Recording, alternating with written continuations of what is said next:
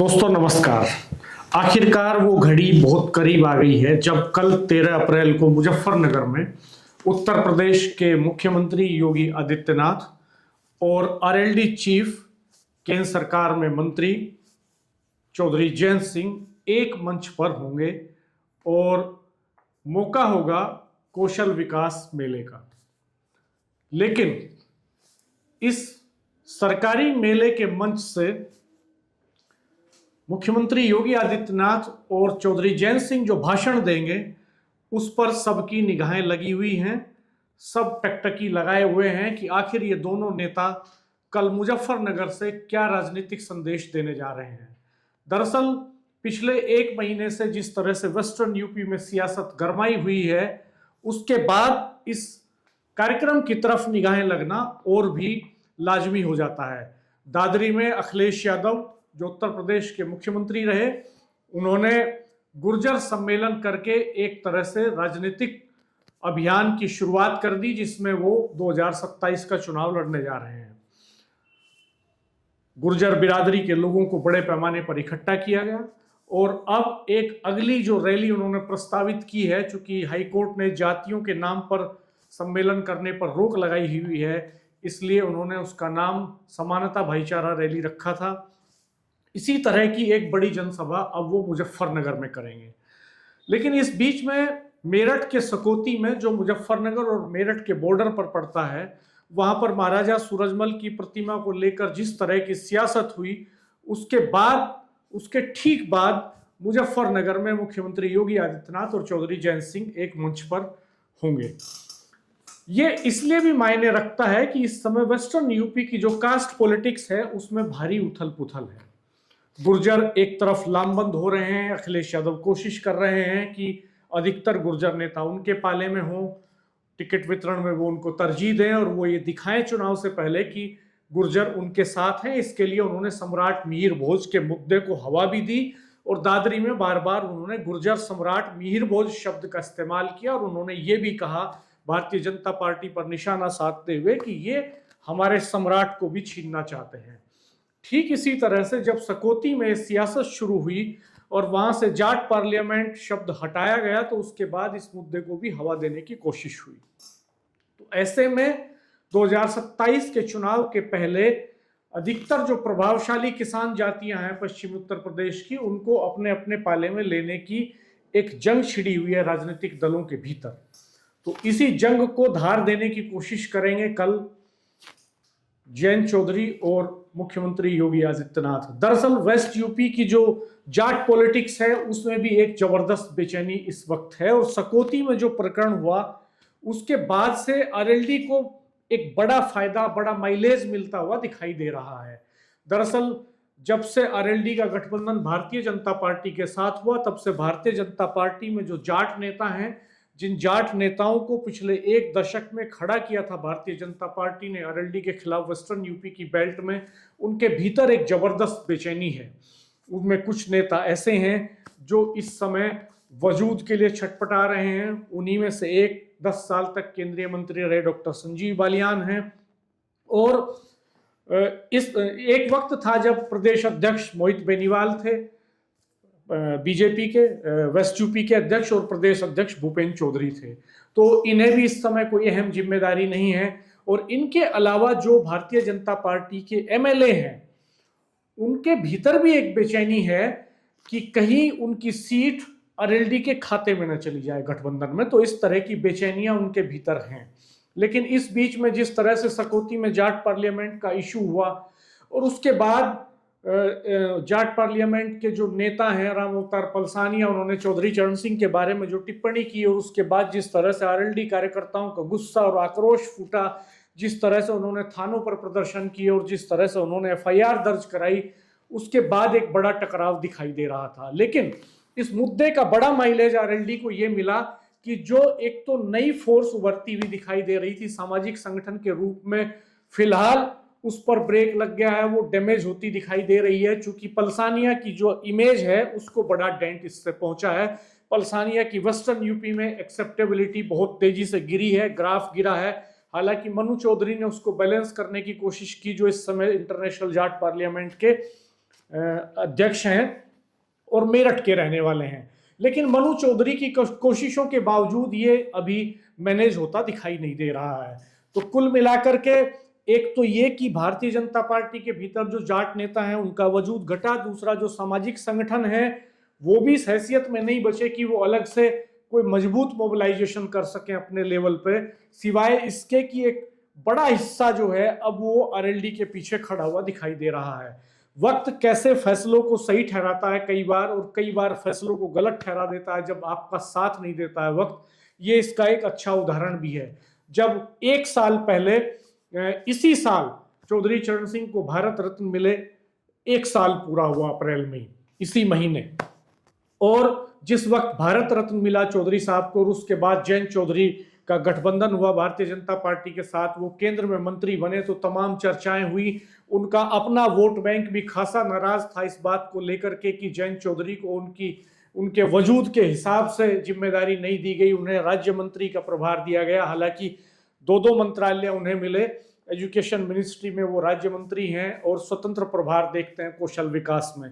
लेकिन इस एक साल के पीरियड में जयंत चौधरी ने अपने आप को भारतीय जनता पार्टी के साथ बहुत ही फाइन ट्यून किया। इस बीच में उनके कोई मतभेद भारतीय जनता पार्टी के बीच में नहीं उभरे, कोई ऐसा बयान जयंत चौधरी का नहीं आया जिससे लगे कि उनके भीतर कोई बेचैनी है, वो अलग होना चाहते हैं या कहीं कोई मतभेद है या प्रतिनिधित्व को लेकर के कोई जंग चल रही है।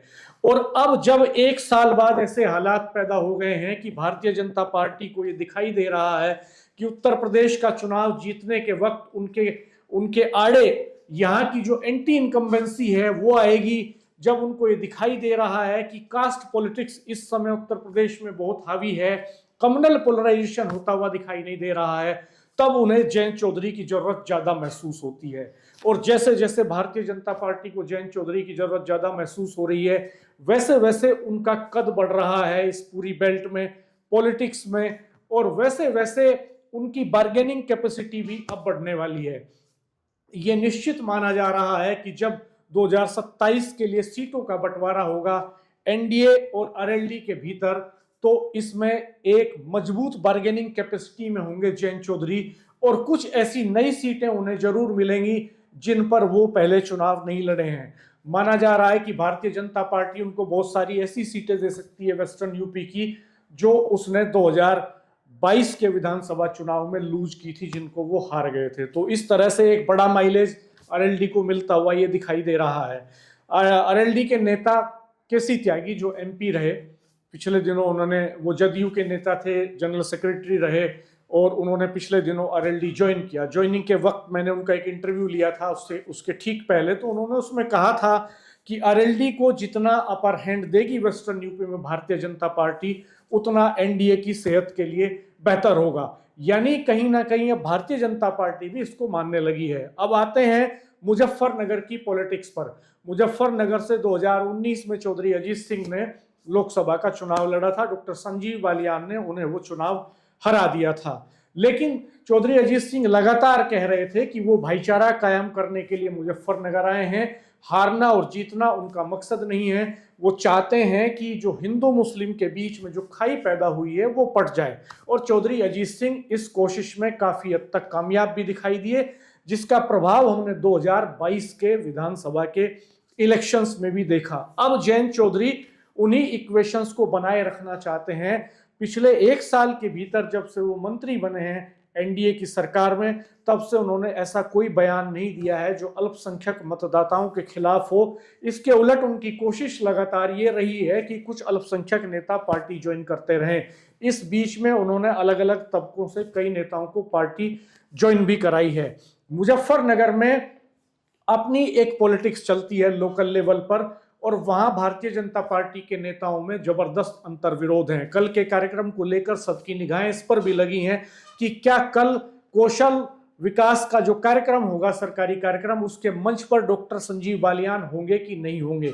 दरअसल भारतीय जनता पार्टी की जो कार्यक्रम करने की शैली है उसमें अगर देखा जाए तो सरकारी कार्यक्रमों में प्रोटोकॉल के हिसाब से संजीव बालियान की मौजूदगी नहीं होगी और उनको मंच नहीं मिलेगा, क्योंकि उनके पास फिलहाल कोई पद नहीं है। आमतौर पर ऐसे कार्यक्रमों में जो इलेक्टेड रिप्रेजेंटेटिव्स हैं वही मंच पर मौजूद होते हैं, सरकार के प्रतिनिधि मौजूद होते हैं, अधिकारी मौजूद होते हैं। तो इस हिसाब से डॉक्टर संजीव बालियान की गैर मौजूदगी कल के कार्यक्रम में हो सकती है। लेकिन जब पार्टी के कार्यक्रम होते हैं तो पार्टी के कार्यक्रमों में जो प्रत्याशी हारा हुआ है उसको भी बराबर वेटेज दिया जाता है, उसको भी मंच पर प्रॉपर जगह दी जाती है। लेकिन ये चूंकि पार्टी का कार्यक्रम नहीं है, सरकारी कार्यक्रम है, तो ये देखने वाली बात है कि क्या डॉक्टर बालियान इस मंच पर होते हैं कि नहीं होते हैं, और नहीं होते हैं तो इसका संदेश जनता में क्या जाता है। एक तो डॉक्टर संजीव बालियान की गैर मौजूदगी की संभावना, दूसरा जो कौशल विकास मंत्री हैं उत्तर प्रदेश के कपिल देव अग्रवाल, मुजफ्फरनगर के विधायक हैं, उनके साथ भी डॉक्टर बालियान के राजनीतिक समीकरण बहुत अच्छे नहीं हैं। काफी लंबे समय से दोनों में अंतर्विरोध हैं। तो ये जो अंतर्विरोध हैं ये भी कहीं ना कहीं इस रिजल्ट की तरफ लेकर के जाएंगे कि कल डॉक्टर बालियान को मंच पर जगह ना मिल पाए। और अगर जगह नहीं मिल पाती है तो फिर ऐसे में चूंकि मुजफ्फरनगर सीट को जीतने के लिए जाट मतदाताओं के सपोर्ट की जरूरत होती है, तो इस सपोर्ट को फुलफिल करने के लिए कपिल देव अग्रवाल अलाइन हो रहे हैं जयंत चौधरी के साथ। इसीलिए उन्होंने अपने चुनाव क्षेत्र में, अपने शहर में ये एक बड़ा कार्यक्रम रखा है जिस पर दोनों नेता एक साथ मंच पर मौजूद होंगे। और पिछले काफी लंबे समय से हम जो कार्यक्रम देख रहे हैं उनमें कपिल देव अग्रवाल जमकर के जयंत चौधरी की तारीफें कर रहे हैं, वो लगातार उन्हें बड़ा किसान नेता बता रहे हैं। इस तौर पर वेस्टर्न यूपी में जयंत चौधरी का जो एक जनाधार है, जो वोट बैंक है, वो कंसोलिडेट होता हुआ दिखाई दे रहा है। उनकी बार्गेनिंग कैपेसिटी बढ़ती हुई दिखाई दे रही है। हालांकि सियासत में बहुत कुछ अनिश्चित होता है, असीम संभावनाओं का खेल सियासत होती है, और सियासत रेत की दीवार की तरह भी होती है। तजुर्बेकार लोग ऐसा कहते आए हैं, इसमें कब हवा बन जाए, कब बिगड़ जाए, ये कहा नहीं जा सकता। लेकिन वेस्टर्न यूपी में अब ये तय हो गया है लगभग कि चुनाव तक अब जो भी मुख्यमंत्री की जनसभाएं होंगी आमतौर पर उनके सबके मंच पर जयंत चौधरी मौजूद रहेंगे। चूंकि एक सभा 14 तारीख को दिल्ली दून एक्सप्रेसवे के उद्घाटन के लिए भी होने जा रही है, वो सभा होगी सहारनपुर में, और योगी आदित्यनाथ उस सभा को संबोधित करेंगे। जयंत चौधरी भी उस मंच पर वहां मौजूद रहेंगे। प्रधानमंत्री मोदी इस सभा को 14 तारीख को, 14 अप्रैल को देहरादून से संबोधित करेंगे, और दिल्ली की मुख्यमंत्री दिल्ली में रहेंगी रेखा गुप्ता।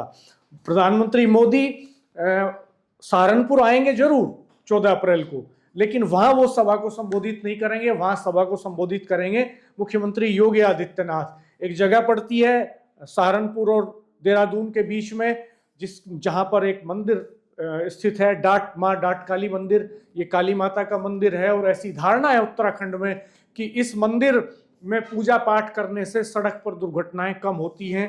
कहा जाता है कि अंग्रेजों के जमाने में एक लंबी सुरंग और सड़क बनाते वक्त ये मंदिर जो है हादसे हो रहे थे लगातार, और इस मंदिर में पूजा अर्चना हुई तो वो हादसे बंद हो गए। तो प्रधानमंत्री मोदी भी शायद इसी मिथक की वजह से और आस्था के इसी महत्व की वजह से शायद वो 14 अप्रैल को पहले मां डाटकाली के मंदिर में पूजा करेंगे, और उसके बाद दिल्ली दून एक्सप्रेसवे का वो शुभारंभ करेंगे दून में एक बड़ी जनसभा के साथ। चूंकि उत्तराखंड में भी इलेक्शन यूपी के साथ ही है 2027 में, तो एक साथ दोनों प्रदेशों को साधने की ये कोशिश होगी। तो राजनीतिक संकेत ये बताते हैं कि अब वेस्टर्न यूपी में जो मेरठ, जो 6 मंडल आते हैं जिनमें मेरठ, सहारनपुर, मुरादाबाद, बरेली, आगरा, अलीगढ़, ये जो कमिश्नरी हैं, इनके जो पड़ने वाले जिले हैं, उनके भीतर अब जितने भी राजनीतिक या सरकारी कार्यक्रम होंगे उनमें अधिकांश कार्यक्रमों में आपको जयंत चौधरी की मौजूदगी मुख्यमंत्री योगी आदित्यनाथ के साथ दिखाई दे सकती है। क्योंकि भारतीय जनता पार्टी अब ये संदेश देना चाहती है कि वो जयंत चौधरी की पार्टी के साथ बहुत ही डीपली अलाइन है, बहुत फाइन ट्यूनिंग और अंडरस्टैंडिंग के साथ ये गठबंधन चल रहा है। और जयंत चौधरी भी ऐसा कोई संकेत देना नहीं चाहते जिससे कहीं ये महसूस हो कि कोई कंट्राडिक्शन जमीन पर है या उभर रहा है। वक्त के साथ साथ जैसे जैसे सियासत आगे बढ़ी, अब जयंत चौधरी का जो कोर वोटर है वो भी कहीं ना कहीं इस बात पर संतोष करने लगा है। शुरुआत में जब गठबंधन हुआ तो उसमें एक नाराजगी दिखाई देती थी, लेकिन जैसे ही चौधरी चरण सिंह को भारत रत्न मिला तो वो नाराजगी कुछ हद तक डाइल्यूट हुई, और अब जैसे जैसे जयंत चौधरी का महत्व बढ़ रहा है तो वो नाराजगी और डाइल्यूट होने की संभावनाएं भी हैं। तो हमारी निगाह कल पर बनी रहेगी। आप भी बताइएगा कमेंट बॉक्स में कमेंट करके कि क्या कल मुजफ्फरनगर में जो सभा होने जा रही है उस पर मुख्यमंत्री और जयंत चौधरी के भाषण का कंटेंट क्या हो सकता है। मुझे ऐसा लगता है कि मुख्यमंत्री मुजफ्फरनगर में बोल रहे होंगे तो वो 2013 के दंगे के पहले का सीन और उसके बाद लॉ एंड ऑर्डर कैसे मेंटेन हुआ है इसका माइलेज लेने की कोशिश जरूर करेंगे, इसका जिक्र वो जरूर करेंगे। दूसरा, जयंत चौधरी गन्ने के भुगतान का जिक्र करेंगे। गन्ने के भुगतान का जिक्र करने के साथ साथ वो जो भी वेस्टर्न यूपी के लोकल इश्यूज हैं उन पर भी बात कर सकते हैं। आपको क्या लगता है बताइएगा जरूर। हमारे चैनल सियासी पंचायत को देखते रहिएगा, सब्सक्राइब कीजिएगा, बेल आइकन प्रेस कर दीजिएगा, वीडियो मित्रों के साथ साझा कीजिएगा, कमेंट बॉक्स में अपना रिएक्शन जरूर दीजिएगा। धन्यवाद, नमस्कार।